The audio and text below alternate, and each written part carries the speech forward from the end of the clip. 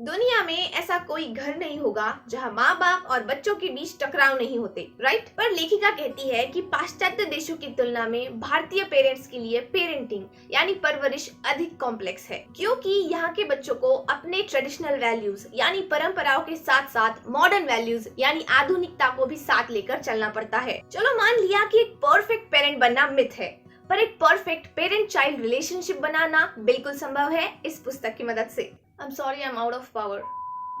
दीपा चौधरी, जिन्होंने women and child welfare development programme में काम किया है, टाइम्स ऑफ इंडिया के लिए फ्रीलांस जर्नलिस्ट और एक हाई स्कूल टीचर भी रही है, इनके द्वारा लिखित पुस्तक parenting tips for Indian parents पढ़ने के बाद या बस ये समरी सुनने के बाद मैं गारंटी देती हूँ कि आपके घर की हवा बदलने वाली है। Watch this full video and also make sure to subscribe to this channel. I swear you will never regret. Hit that bell icon so you will keep getting my notifications instantly. किसी भी दाम्पत्य के लिए माता पिता बनना सौभाग्य की बात है, क्योंकि ये आविष्कार होने के लिए कुदरत उन पर भरोसा दिखाती है। इस खूबसूरत रिश्ते को कई लोग 9 to 5 जॉब की तरह, ड्यूटी की तरह या बर्डन की तरह लेते हैं। किसी के लिए ये बस ऊप्स मोमेंट होता है, किसी के लिए बस वंश को आगे बढ़ाना है और कई लोगों के लिए बस समाज क्या कहेगा, लोग सवाल उठाएंगे, एक बार बच्चा हो जाए तो टेंशन नहीं, ऐसे सोचते हैं। पर ये गलत है। तो आप रेडी हो बच्चों को सही परवरिश देने के लिए? चलिए जानते हैं। दुनिया का हर बच्चा बस ढेर सारा प्यार देने के लिए बेकरार होता है।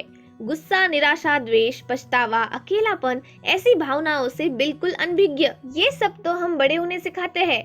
तो पेरेंट्स को ये ध्यान रखना चाहिए कि उनकी बढ़ती उम्र में उन्हें पॉजिटिव एनवायरनमेंट मिले। कोशिश करें कि कम उम्र में ही वो नेगेटिविटी से न भर दिए जाए, क्योंकि कई बार बचपन में आए हुए नकारात्मक अनुभव या जख्म उनके कोमल मन पर जिंदगी भर रहते हैं और उनके स्वभाव का हिस्सा बन जाते हैं। माय डियर पेरेंट्स, जरा याद कीजिए अपना बचपन। किस तरीके से आपके साथ बड़ों ने पेश आने पर आपको बुरा या असुरक्षित महसूस हुआ था। बस वही आपको आपके बच्चों के साथ नहीं करना है। आपका खुद का बचपन ही आपके पॉजिटिव फ्यूचर पेरेंटिंग के लिए गाइड होगा। इसलिए समय निकाल कर इस बारे में सोचा करें और एक इम्पोर्टेंट बात दिमाग में घुसा लीजिए।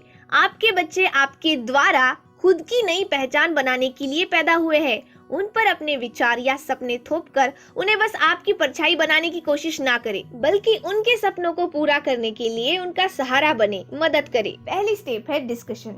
देखिए, पेरेंटिंग एक 100% सीरियस बिजनेस है।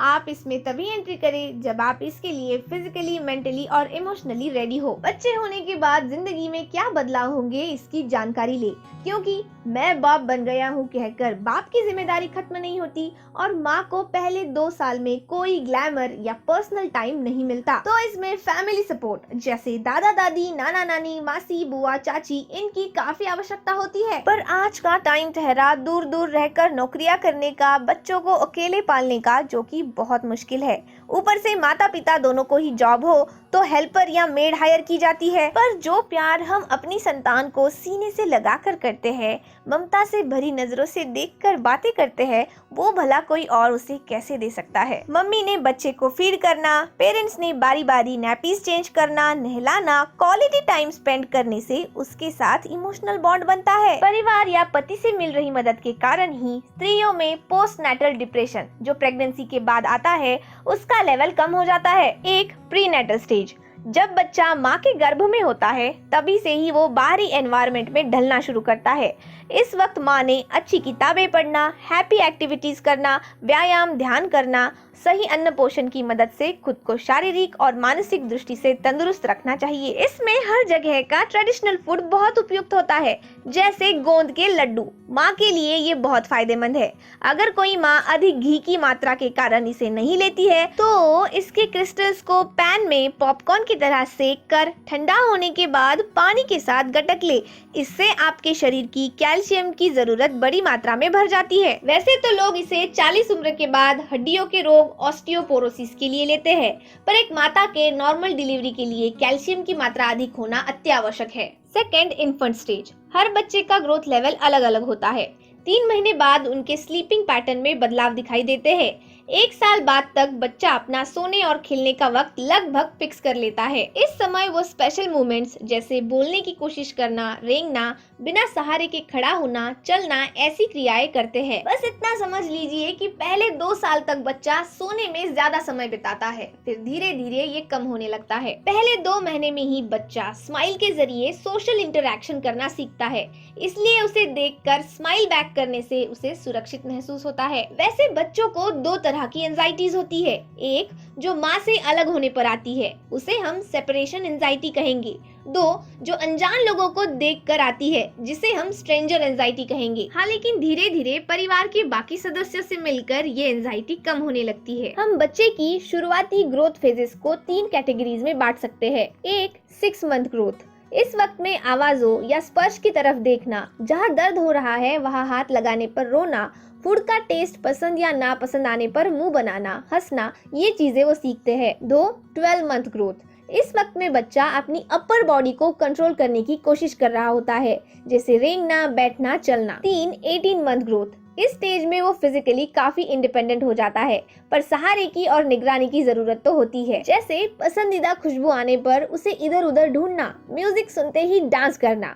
इस समय में बच्चे के जरूरत अनुसार जब उसे लाड, प्यार, खाना और चीजें मिलती है तो उसे ये जगह सुरक्षित महसूस होती है। 2 इयर्स ग्रोथ। हर बच्चा अलग अलग तरीके से रिस्पॉन्ड करता है, पर उनके सवाल इस स्टेज में बहुत बढ़ जाते हैं, जैसे क्या है, क्यों है, कैसे काम करता है पूछना या चीजें खोलना, ये उनके लिए आम बात है। पर ज्यादा देर तक रोने पर भी किसी का ध्यान न देना, दर्द होने पर किसी का पास न आना, खाने के लिए परेशान होने से उसका आत्मविश्वास ढलने लगता है, दुनिया को देखने का उसका नजरिया ही असुरक्षित बन जाता है। एक्सप्लोरिंग फेज के साथ साथ ये उनका इमिटेशन यानी नकल उतारने का फेज भी होता है, इसलिए पेरेंट्स ने संयम दिखाकर उनके साथ अच्छा बर्ताव करना चाहिए। माँ उनकी पहली एजुकेटर होती है, किसी और की तुलना में बच्चा माँ से तेजी से सीखता है, इसलिए आप उसे basic counting, alphabets, fruits and vegetable names सिखा सकते हो। 3 इयर्स ग्रोथ। इस वक्त बच्चा अपने शारीरिक और मानसिक स्तर पर तेजी से बढ़ने लगता है, बिना किसी की मदद के चलना, दौड़ना, खाना खाना वो कर सकता है। इतना ही नहीं, अपने पसंद के दोस्त बनाना और दूसरों को सिंपैथी देना भी वो सीख जाते हैं। टैंट्रम्स भी दिखाते हैं, जैसे मुझे बाहर जाते वक्त बस यही शर्ट पहननी है। ऐसे समय उन्हें अलग अलग चॉइसेस देकर आप उनकी डिसीजन मेकिंग बिल्ड कर सकते हो। हाँ, पर आप जितना अफोर्ड कर सको वही लिमिटेड चॉइसेस आप दे। उन्हें अपने काम खुद से जरूर करने दे, ये ना कहे कि तुम ये नहीं कर सकते, ऐसे कहे तुम करो, मैं तुम्हारी इसे करने में मदद करता हूँ। 4 इयर्स ग्रोथ।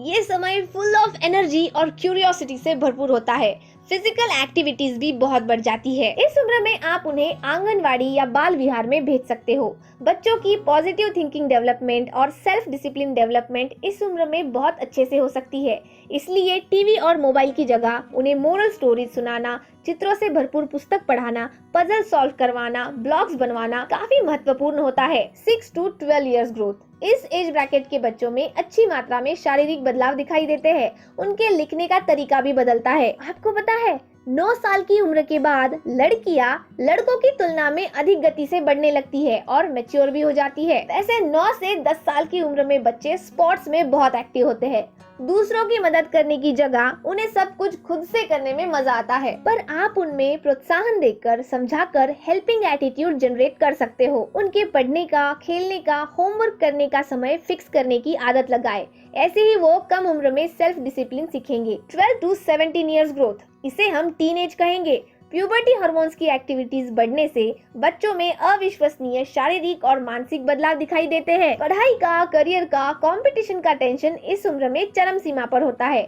इतने सारे अनगिनत बदलाव के कारण इस उम्र के बच्चे काफी कंफ्यूजिंग और ओवरवेलमिंग स्टेट में होते हैं। ऐसे वक्त उन्हें अधिक संयम से समझाने की, समझने की जरूरत होती है, या यूँ कहिए कि बचपन के प्यार से भी ज्यादा अधिक प्यार और विश्वास दिखाने की आवश्यकता होती है। 19 साल के आसपास आते आते बच्चों को अपने फ्रेंड्स ज्यादा क्लोज, ट्रस्टवर्दी यानी भरोसेमंद लगने लगते हैं। उन्हें ये लग सकता है कि पेरेंट्स उन्हें पूरी तरीके से सुनेंगे भी नहीं और जल्दी जज करेंगे, एक्सट्रीम पनिशमेंट देंगे।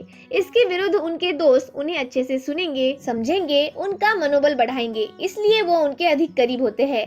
पर बच्चे दोस्त भी अपने जैसे स्वभाव वाले ही बनाते हैं, तो कई बार गलत डिसीजंस भी दोस्तों के सहकार्य की वजह से सही लगने लगते हैं। इसलिए इस वक्त माता पिता ने बच्चों को अच्छे से सुनकर, समझकर फ्रेंडली टॉक रखना चाहिए। इस उम्र के बच्चों को फैशन या ट्रेंड फॉलो करना, कूल या अट्रैक्टिव दिखने की चाह होती है। इसी वजह से कई बार पीयर प्रेशर में आकर वो स्मोकिंग और ड्रिंकिंग करना भी सीखते हैं। उनसे फ्रेंडली रिलेशन रखने से आप उन्हें ये भरोसा दिला सकते हो कि आप उन पे विश्वास करते हो कि उनकी जिंदगी की कोई भी संवेदनशील बात या रहस्य उन्हें किसी दूसरे से नहीं बल्कि उनके खुद के मुंह से पता चलने पर उन्हें ज्यादा अच्छा लगेगा। हाँ भाई, इतना भरोसा आपको उन पर है क्योंकि गलतियां तो सभी से होती है, बस आपको उसे दोहराना नहीं है। उसका परिवार हरदम उसके साथ है क्योंकि बच्चों का घर बस उसकी भौतिक वस्तुओं को रखने की ही जगह नहीं है, बल्कि उसकी यादें और मानसिक स्वास्थ्य को संभालने की भी जगह होती है और वो यहाँ कभी भी बेझिझक आकर अपने आप को एक्सप्रेस कर सकते हैं। इस उम्र में बच्चों का पलटकर जवाब देना या माता पिता से कम बात करना या बिल्कुल भी बात न करना बढ़ जाता है।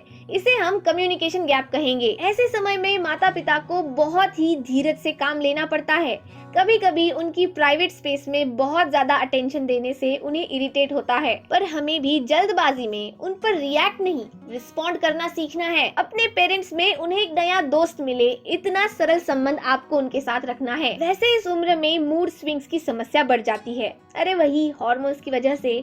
इसलिए पेरेंट्स ने अंडरस्टैंडिंग के साथ साथ उनके खाने, पोषण और नींद पर भी ध्यान देना जरूरी होता है। अरे डरिए मत, टीन एज के बाद ये सारी भावनिक उथल पुथल अपने आप कम होने लगती है। 10 से 19 की एडोलेसेंट एज में अपोजिट जेंडर अट्रैक्शन बढ़ता है और लड़कियां ज्यादा टॉकेटिव यानी बातें करने वाली बनती है। इस उम्र में बच्चे अपने थॉट्स को फ्रीली एक्सप्रेस करना जानते हैं, करियर के अकॉर्डिंग लॉन्ग टर्म इंटरेस्ट के बारे में सोचने लगते हैं। So here are 4 science of good and positive parenting. 1. Do not pretend. अगर कभी बच्चा स्कूल से लौटने पर कोई प्रसंग आपको सुना रहा है तो कोई दूसरा काम करते वक्त जानबूझकर ये झूठ ना बोले कि हाँ मैं सुन रहा हूँ, तुम बोलो, क्योंकि वो समझ सकता है कि आप उनकी बातों को अहमियत नहीं दे रहे हो। कुछ करने पर तुम अभी बहुत छोटे हो कहना और एक दिन तुम इतने बड़े हो गए हो, तुमसे ये उम्मीद नहीं थी, ऐसे डायलॉग सुनने से वो कंफ्यूज और अंडर कॉन्फिडेंट हो जाते हैं। बच्चे कभी कभी थोड़े कठिन सवाल पूछ लेते हैं, जैसे बेबीज कैसे पैदा होते हैं। इस पर ज्यादा रिएक्ट करने की जगह या अनकंफर्टेबल महसूस करने के अलावा आप उन्हें शांति से बता सकते हो कि ये एक नेचुरल प्रोसेस होती है और उन्हें धीरे धीरे सही उम्र में आने के बाद सब समझ में आ जाएगा। बच्चे तो जिज्ञासु होते हैं, उन्हें किसी जवाब को सीधे पूछने से ना मिलने पर वो उसे जानने के दूसरे रास्ते खोजने लगते हैं। Second, unconditional love. जब अच्छे मार्क्स मिलते हैं तभी घर में इज्जत मिलती है और कभी मार्क्स कम आए तो कोई किसी से बात भी नहीं करता। ऐसा आपके यहाँ नहीं होना चाहिए। पेरेंट्स ने बच्चों को पूरी जिंदगी के लिए तैयार करवाना है, ना कि बस किसी एग्जाम के लिए। उनकी पढ़ाई, स्कूल, ट्यूशन पर टाइम टू टाइम हमें ध्यान तो देना ही है, पर उसके साथ ये याद रहे पहले की तरह रिपोर्ट कार्ड्स ही आजकल सब कुछ नहीं होते। बच्चे हॉबीज को भी अपना करियर बना रहे हैं, जैसे cooking, drawing, singing, dancing, sports, entrepreneurship, startups etcetera. आप बच्चों को स्कूल के बाद कोई हॉबी क्लास भी ज्वाइन करा सकते हो। हाँ, पर ऐसा ना हो कि गली के सभी बच्चों ने फुटबॉल ज्वाइन किया तो मैंने भी अपने बच्चे को डाल दिया। पहले तो उसका इंटरेस्ट जान लीजिए, या फिर किसी हॉबी क्लास में वो 1-2 महीने तक कैसे परफॉर्म कर रहा है, उसका मन लग रहा है या नहीं, ये देखकर निर्णय लीजिए। बच्चों को बस IQ की ही नहीं, अच्छे EQ की भी जरूरत होती है। उन्हें सभी इमोशंस के साथ डील करना आना चाहिए और ये आप उन्हें कम उम्र में सिखा सकते हो, बार बार ये बताकर कि वो जो भी भावनाएं महसूस करते हैं वो एकदम नॉर्मल है। बस बात का बतंगड़ नहीं बनाना चाहिए। जैसे कभी किसी से हर्ट हुआ तो उन्हें सिखाए कि लोगों से अपेक्षा कम रखे। अगर गुस्सा बहुत आता है तो सिखाए कि कैसे उसे कम किया जाए, कैसे कुछ समय बाद रिस्पॉन्ड करे, कैसे गुस्से की वजह से शरीर और मन पर हानिकारक प्रभाव पड़ते हैं। अगर कभी रोने का मन करे तो बिंदास रो लिया करे। ये स्त्री और पुरुष दोनों के लिए सामान्य स्वभाव है। कभी कोई बच्चा ज्यादा शर्मीला होता है तो उसे जबरदस्ती गेस्ट के सामने नाचने या गाने के लिए ना कहे। उल्टा कहीं जाए तो उसकी जान पहचान करवाते वक्त उसका अच्छे से हाथ पकड़ ले या कंधे पर हाथ रखे। इससे उसे सुरक्षित महसूस होगा और घुलने मिलने का आत्मविश्वास आएगा। ऐसा तो संभव नहीं है कि आपका बच्चा हर क्षेत्र में आगे हो, उसे सभी जगह से अटेंशन मिले, तभी ये साबित हो कि आपकी परवरिश सही जा रही है। अपने बच्चों के बढ़ने की नैसर्गिक गति समझकर उनसे बर्ताव करिए, फिर सब ठीक होगा। Just be present, not possessive. बच्चों की पर्सनैलिटी पेरेंट्स की पर्सनैलिटी के साथ मैच होनी चाहिए। जैसे अगर पेरेंट्स और बच्चा दोनों ही हाईली एनर्जेटिक हो तो बहुत अच्छा कॉम्बिनेशन बनता है। पर अगर बच्चा बहुत एनर्जेटिक है और पेरेंट्स एकदम शांत स्थिर टाइप के हैं, तो बच्चे की जरूरत अनुसार पेरेंट्स को अपने इंटरेस्ट में शिफ्ट दिखाना चाहिए, तभी बच्चे की बेटर ग्रोथ होगी। Third, empathy. भारत जैसे देश में पेरेंट्स ने तो अपने बच्चों को अपने संस्कृति, जाति, धर्म के साथ साथ दूसरों के भी त्योहार, भाषा, वेशभूषा, रंग, परंपराएं, जाति, धर्म का सम्मान करना सिखाना चाहिए। आप उन्हें मॉल की जगह वाइल्ड लाइफ पार्क या फार्म में ले जा सकते हो। नेचर से कनेक्ट करने की कोशिश करें, उनके साथ सोशल वेलफेयर एक्टिविटीज में भाग ले। नदी स्वच्छता, प्लास्टिक का इस्तेमाल, हवा प्रदूषण, पानी की बचत, पर्यावरण संतुलन, ऐसे विषयों में उनकी रुचि बढ़ाए। जरूरतमंद लोग और प्राणियों पर दया दिखाना, उनकी मदद करना सिखाए। बच्चों की कुछ बेसिक नेसेसिटीज होती है, जैसे food, love, power, fun and freedom. Parents को ये सतर्कता रखनी चाहिए कि क्या मेरे बच्चों को सही जगह, सही प्रमाण में ये सब मिल रहा है। Fourth, be consistent. सारे गुड मैनर्स बच्चों के लिए और हमारे लिए बस थोड़े बहुत, ऐसा डबल स्टैंडर्ड बिल्कुल नहीं चलेगा। जैसे आप बच्चों को सिखाते हो कि झूठ मत बोलना, पर कभी घर पर होते हुए भी किसी बाहर वाले ने पूछने पर उनसे ये कहलवाना कि पापा तो गांव चले गए हैं। ना बाबा ना, ऐसा तो नहीं चलने वाला। बच्चों के लिए उनके पेरेंट्स रोल मॉडल होते हैं, उन्हें देखकर ही वो सीखते हैं। वो देखते हैं कि पापा मम्मी को कैसे काम में मदद करते हैं, कैसे मम्मी से झगड़ा करते हैं, बड़ों से कैसे मिलते हैं, छोटों को कैसे ट्रीट करते हैं, कैसे मम्मी दूसरों की मदद करती है या बस दूसरों की चुगली करती रहती है। इसलिए तो ये काम आसान नहीं है। जो आप उन्हें बनता देखना चाहते हो ना, आपको पहले खुद बनना पड़ेगा। Constantly remind them your choice is wrong but not you. Winning and losing is part of life. Mistakes can happen and it can be corrected and you can do it. We are with you. बच्चों के लिए parents बस ATM machine की तरह ही नहीं होने चाहिए, guiding force भी होने चाहिए। छोटे मोटे अच्छे काम करने पर उन्हें अप्रिशिएट किया करे, क्योंकि सराहना करने से उन्हें मोटिवेशन मिलता है। छोटे बच्चों की नजरों में खुद से पेज पलटाना भी एक बहुत बड़ी अचीवमेंट होती है। तो आप समझ रहे हो उन्हें कैसे एनकरेज करना है। उन्हें गुड टच और बैड टच के बारे में जरूर समझाइएगा। कैसे पेरेंट्स के अलावा उन्हें किसी ने जबरदस्ती गले लगाना या उनके प्राइवेट पार्ट्स को जबरदस्ती हाथ लगाने की किसी ने कोशिश करना कैसे उनके लिए हानिकारक है। I personally love this book. Please let me know in the comment box how did you feel. This is it for today. Once more, like, share and subscribe. See you in the next. Jai Hind.